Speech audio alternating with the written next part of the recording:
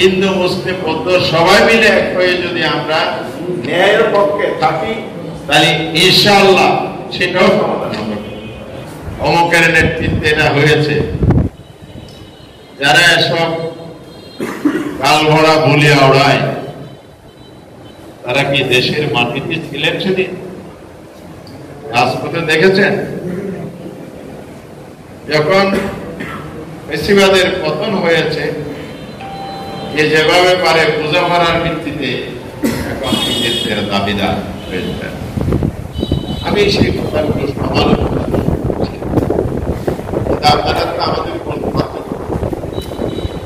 যাহা সত্য নয় তাহা বলেন। প্রত্যেক রাজনৈতিক দলের এখানে অবদান ছিল না? প্রত্যেক রাজনৈতিক দল 15 বছর আন্দোলন করেছে, যারা দেশপ্রেমিক গণতান্ত্রিক শক্তির ছিল। সেখানে বিভিন্ন আদর্শের মানুষ, ইসলামী দল, অন্যান্য রাজনৈতিক দল সবাই মিলে। আমরা যারা মাঠে খেলেছি, আমরা কিন্তু ভুল করতে পারি, কিন্তু আমাদের এই যুব সমাজ এসে কিন্তু ভুল করে দিচ্ছে, তাই না? তারা ভুল করে খেলায় বিজয় হয়েছে। তারা মেসির ভূমিকা পালন করে, নেইমারের ভূমিকা পালন করে, স্ট্রাইকারের ভূমিকা পালন করে। তবে হ্যাঁ, এক মেসি এক নেইমারই কি গোলদাতা হলো পুরা খেলার ক্রিকেটের দাবিদার হতে পারবে?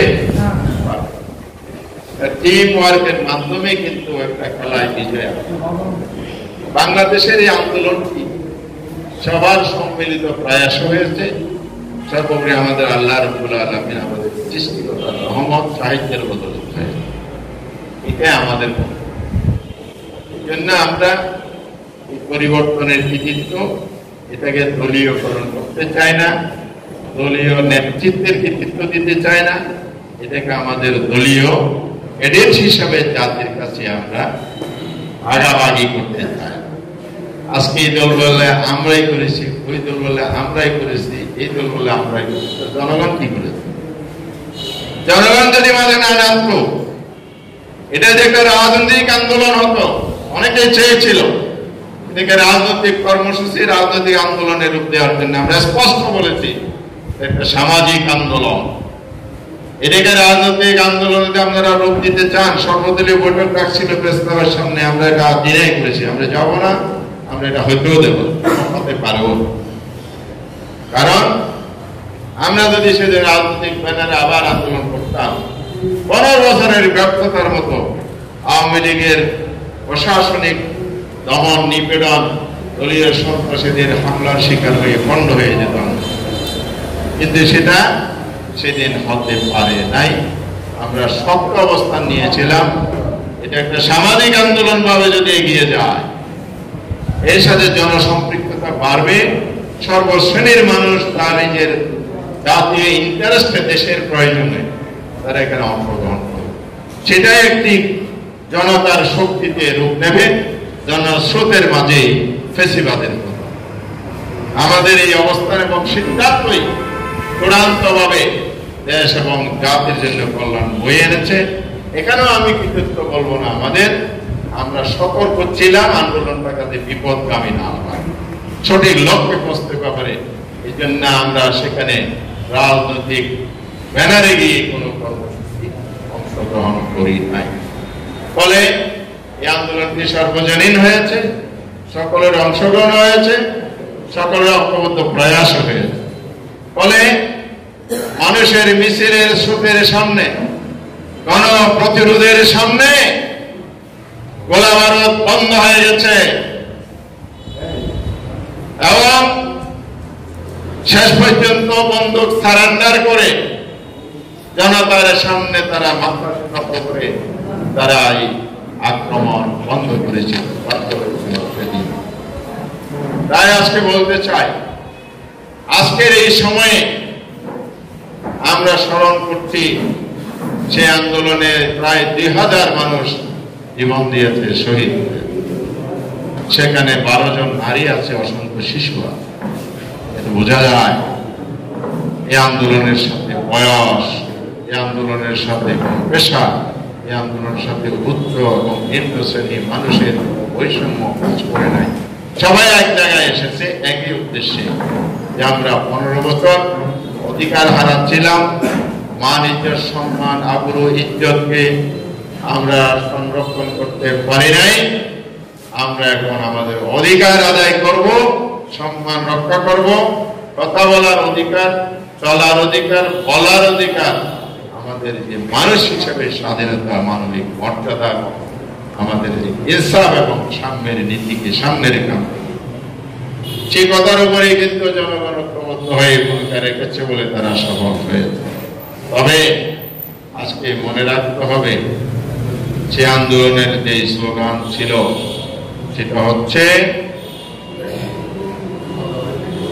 কি, আবু সাইদ মুক্ত, শেষ হয়নি যুদ্ধ। কেন শেষ হয়নি? বিজয় তো এসেছে, বিজয় তো অর্জিত হয়েছে, হয়নি?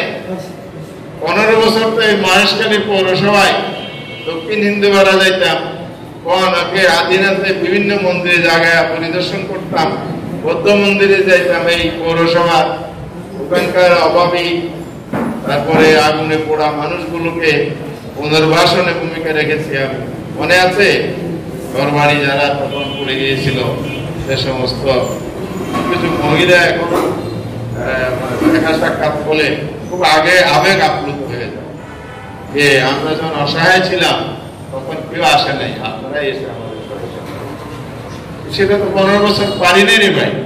কেন পারিনি? আজকে আসতে পেরেছি, কারণ হলো এই আন্দোলনের মধ্য দিয়ে আমরা আমাদের সাফল্যের প্রথম ধাপ অর্জন করতে সক্ষম হয়েছে। চূড়ান্তটা আমরা অর্জন করতে পারি নাই, এই জন্য যুদ্ধ শেষ হয়নি। যদি যুদ্ধের মাঝখানে যদি আপনি বিরতি দেন, অবহেলা করেন, অবচেতন হয়ে যান, নিষ্ক্রিয় হয়ে যান, তাহলে আপনার চূড়ান্ত ফসল অন্য কেউ করে উঠাবে না। আবার সেই জুলুম কিন্তু আপনাদের উপর নেমে আসবে। এটার কি লক্ষণ কিছু পাওয়া যায়? কথা বলেন, পাওয়া যায় নাকি?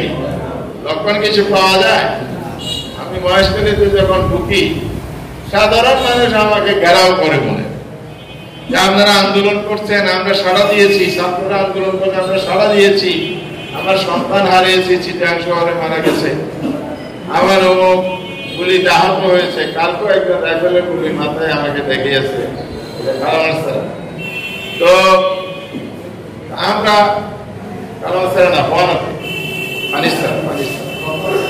আমরা যে আহত হলাম, সন্তান হারালাম, আবার কি সেই পূর্বের মতো চাঁদাবাজি, সন্ত্রাস, পূর্ব মতো সেই হয়রানি, জুলুম, অত্যাচারের জন্য? তাহলে কি যুদ্ধ শেষ হতে পারে? যুদ্ধ কি শেষ হতে পারে? কেন পারে না? কারণ আমরা পরিপূর্ণভাবে এই আন্দোলনের যে স্পিরিট এবং চেতনা ছিল, যে চূড়ান্ত লক্ষ্য ছিল, সেটা অর্জন করতে পারি নাই। সেটা অর্জন করতে হলে অবশ্যই আমাদেরকে ইমান জাস্টিসের চেতনা ধারণ করতে হবে এবং সেটাকে রাষ্ট্রীয়ভাবে রূপ দিতে হবে। সেটা রাষ্ট্রীয়ভাবে যদি আমরা রূপ দিতে না পারি, তাহলে স্লোগানই থেকে যাবে, স্লোগান বাস্তবায়ন। বাংলাদেশের চিরদিনের একটা অপবাদ আমাদের উপর ছিল, এটা এখনো অপপ্রচার হিসাবে আছে। অপপ্রচার হিসাবে অনেকে চালায় যে জামায়াত ইসলামী যদি রাষ্ট্রীয় ক্ষমতায় আসে, তাহলে দেশের হিন্দু সমাজ সবাইকে ভারতে পাঠিয়ে দেয়। তার ভারতে যেতে পারে না, হয়তো ওই পারে গেলেও তো যুদ্ধের শিকার হয়, তাদের আর জায়গা ভাইরা আমার। আমরা আশ্বস্ত, আমরা এই নীতিতে বিশ্বাস করি, যে নীতিটা আমাদের ধর্মীয় নীতি। সেটা হচ্ছে আমরা পৃথিবীর ইতিহাসে যে ইসলাম ভিত্তিক একটা রাষ্ট্র দেখেছি, মদিনা।